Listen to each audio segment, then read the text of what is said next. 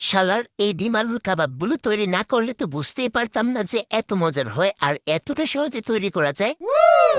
প্রথমে এখানে আমি আগে থেকে সিদ্ধ করে কিছু আলু নিয়ে নিয়েছি। এখন এগুলোকে ভালো করে ম্যাশ করে নিব। এখন এর সাথে অ্যাড করব 1 কাপ পেঁয়াজ কুচি, 1/2 কাপ ধনেপাতা, 1/2 কাপ মরিচ কুচি, 1/2 চামচ মরিচ গুঁড়া, 1/2 চামচ হলুদ গুঁড়া, 1 চামচ ধনিয়া গুঁড়া, 1 চামচ জিরা গুঁড়া, 1 চামচ মিক্স মশলা আর স্বাদ মতো লবণ দিয়ে সবগুলো উপকরণকে ভালো করে মিক্স করে নিব। এখন একটি সিদ্ধ করা ডিমকে এর সাথে গ্রেট করে দিয়ে দিব। এই পর্যায়ে পাউরুটির গুঁড়া অর্থাৎ ব্রেড ক্রাম্বস দিয়ে সবগুলো উপকরণকে খুব ভালো করে মিক্স করে নিব। এখন এখানে লাগবে শাস্ত্রিকের কাঠি। এই শাস্ত্রিকের কাঠিগুলোকে আপনারা যে কোনো সুপার শপ থেকে পারচেস করতে পারবেন। এখন আমি কাঠির মধ্যে এই মিশ্রণটাকে দিয়ে কাবাবের শেপ দিয়ে নিব। এটাকে ইজিলি ভাবেই দেওয়া যায়। এখন আমি ময়দা, পানি আর লবণ দিয়ে একটি ব্যাটার তৈরি করে নিব আর এই ব্যাটারের মধ্যে কাবাবগুলোকে চুবিয়ে নিব। আপনারা চাইলে এই কাজটিকে ডিমের মধ্যেও করতে পারেন। এখন আমি ব্রেড ক্রাম্বসের মধ্যে এইগুলোকে কুট করে নিব। আপনারা এই কাজটিকে আলতো হাতে চেপে চেপে করবেন। আমার এগুলোকে কুট করা হয়ে গেছে। এখন আমি এগুলোকে তেলের মধ্যে ফ্রাই করে নিব আর তেলের মধ্যে দেওয়ার সময় অবশ্যই চুলা আঁচটাকে মিডিয়াম টু লো ফ্লেমে রেখে দিবেন। আর